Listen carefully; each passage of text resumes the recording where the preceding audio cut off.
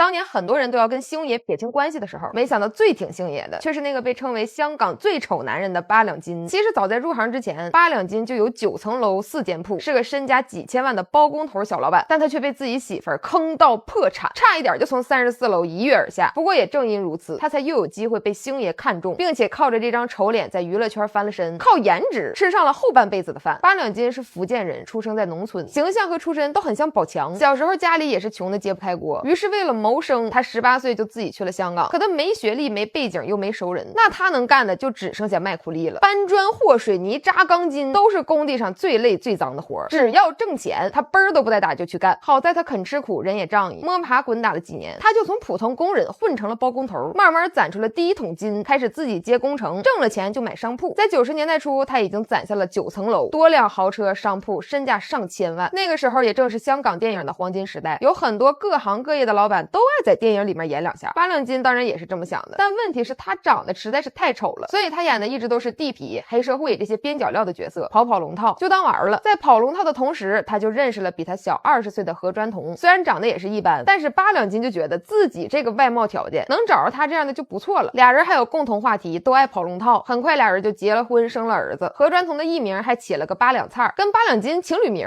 八两金对他也真是掏心掏肺，家里有多少钱都告诉他，还毫无保留的让他管钱，去炒楼炒股，俩人很是幸福。到了1996年，八两金还迎来了他娱乐圈的高光时刻。星爷在拍食神的时候就想找一个能放下身段、长相有辨识度的喜剧演员，在上千个候选龙套里，他一眼就看中了八两金。别人嫌他丑，但是星爷就觉得他丑的独一无二，他丑到的这种程度自带喜剧效果。于是电影里那句咱们能跳着说啊，随便一下子就让全国关注都记住了这个长相特别的演员。小老板成功闯进了娱乐圈，事业大丰收，家庭也圆满。可是到了97年，香港金融风暴来了，他媳妇八两菜买的那些投资产品全都崩了，房产贬值，资金链断裂，八两金不光家产赔得精光，还背上了债务。而他最信任的这个媳妇还在这个时候抛夫弃子，带着家里最后一点现金跑去了日本，头也不回的走了。因为八两金大大小小那也算个名人了，要换别的小老板破产谁会关心啊？所以债主就把他欠债的事直接登了报。长达8个月的时间里，都没有人愿意把房子租给他住，怕他交不起房租。以前那些称兄道弟的生意伙伴、一起喝酒的朋友也都对他避而远之。走投无路之下，八两金爬上了34层高的顶楼，差一点就要往下跳。但是他儿子才3岁，也没人能管，最终他也没狠下心自己了结。后来为了还债，他就继续跑龙套，甚至还接过大尺度的风月片。结果因为制片方的一句票房不好，几万块钱的片酬说不给就不给，连尊严都卖了，还是拿不着钱。直到99年，命运好像来了个急转弯，星爷在拍《喜剧之王》，不仅没有疏远八两金，反而还给出了高于市场价的片酬，邀请他出演那个极品客人。八两金也是把极品演出了极致，蟑螂也硬着头皮用真蟑螂，整个造型给张柏芝整的都真吐了。紧接着又拍了《千王之王》《行运一条龙》等等，可以说破产后的一次次邀约真的给了他重生的机会。他靠着拍戏的收入慢慢还清了债务，日子也一点点好了，一边拍戏一边又开餐厅做贸易，拓展内地的生意，重新积累财富。后来八两金也说了无数次，他这辈子最感谢的人就是星爷，别人都是在他风光的时候围着他转，只有星爷是在他摔进泥里的时候伸手把他拉了起来。在星爷被岛州运动围剿的时候，很多人都出来和星爷撇清关系，但八两金不怕被牵连，公开说和星爷是兄弟，说做人不能忘本。可以说他脸长得虽然难看，但是心是真金一样的，所以皮囊的美丑从来都不算数，骨子里的担当和情谊才是一个人真正的脸面。